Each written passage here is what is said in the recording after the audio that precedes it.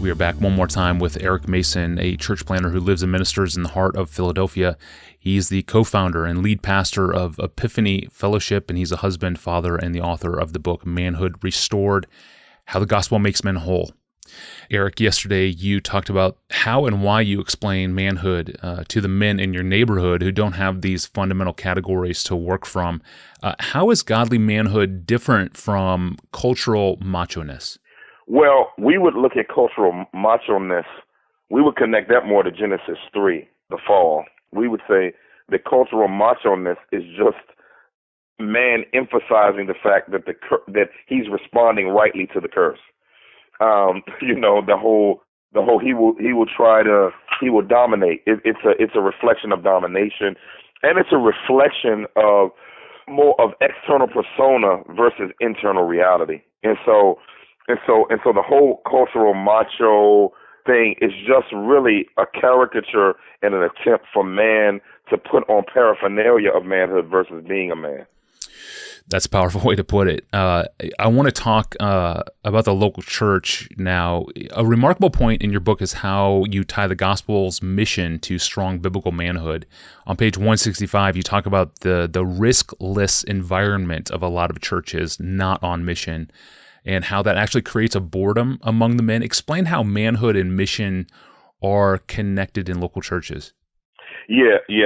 One of the big things that I'm learning from being a church planter, I've seen the impact of vision casting and what it has on men and people giving their lives to a cause. I mean, and this is true of women too, but it's even more true of men, because I do believe that God has given man sort of this conquering desire that's redeemed, that can be redeemed through Jesus Christ. And when you present men and Carl Ellis talks a lot about this in his dissertation that's going to get published on the difference between social concerns and core cultural concerns, and how men are very, he talks about how men are very much so drawn to cultural concerns, not just relational concerns or social concerns. And so one of the things that I think vision casting does, and global vision casting, not just community, even though I'm in the inner city, so I believe in doing community ministry. We do it. But we're also building a school and helping empower pastors in Malawi to do church planting movements and to engage their own people in Malawi and Uganda with the gospel. And so with that in mind, as men are drawn basically to a broader vision than just the pastor's personal vision or a local church, is personal vision in their neighborhood, I think that it's phenomenal for pastors to think through a lot of the reasons why some men aren't at the church, because we have very small God-sized visions.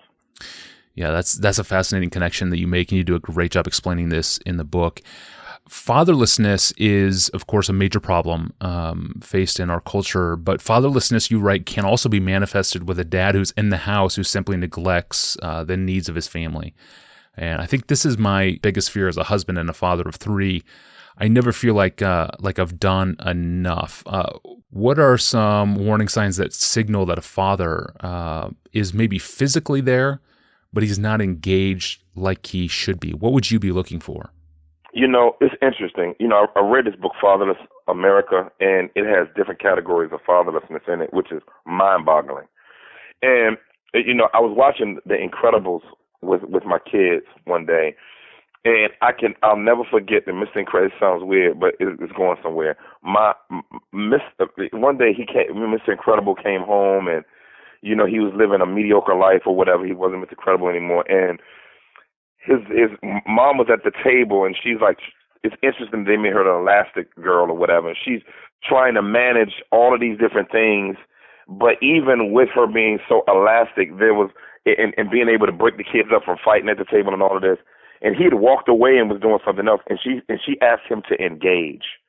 I never forgot that, because I looked at that as an example of how and you saw the impact on the children, and especially his daughter, the impact of him not engaging in his family. And I think that men need to recognize that, because one of the things that, especially suburban men of different ethnicities, can fall into the trap of is because they provide, or blue-collar men as well, because we provide and we work hard, that's enough for the family. And the issue is, it's not enough to just work, then come home and sit because you're drained from being able to engage your family. Now, one of the things that men have to do is they have to have moments in time regularly during the week in which they're specifically engaging and knowing where their kids are. Sometimes we'll eat in front of the TV, but some other times we'll eat at the table. I know people got different views on that, but eating at the table is not just eating at the table, because you can still be present. Asking them about their day, specifically engaging them, and having a trajectory for their spiritual formation and development. That's why I spend a chapter on on vision, just really, actually it's within the family chapter, working on that idea of vision, because most men can't communicate a vision that they have for their household. They just say, I want my kids to be good kids, and I want my wife, I'm talking about good Christian men will say, man, I just want my wife, I want to have a great marriage. Like, what's the plan? That doesn't just happen. The Bible says the plans of a man are established by the Lord. And so that means God is sovereign, but he sovereignly works with plans. And so, plans are put, that's why it says the plans belong to man, but the answer from the tongue belongs to the Lord, because man has been given the responsibility under the sovereignty of God to plan. And so for me, that's something that men have to practically work on, because most men are being hit at by their wife. Baby, can you lead? Baby, can you? And it's like, man, and they see it as a nag, but the reason why they're getting nagged is because they don't have a plan. That was Eric Mason, a church planner who lives and ministers in the heart of Philadelphia, with a good closing exhortation for us dads. Eric is the co-founder and lead pastor of Epiphany Fellowship, and he's a husband and a father and the author of the book titled Manhood Restored: How the Gospel Makes Men Whole. Well, we are now going to break for the weekend, and to all of the fathers out there who are listening, have a wonderful Father's Day weekend, and we will see you on Monday on the Ask Pastor John podcast. I'm your host, Tony Ranke. We'll see you then.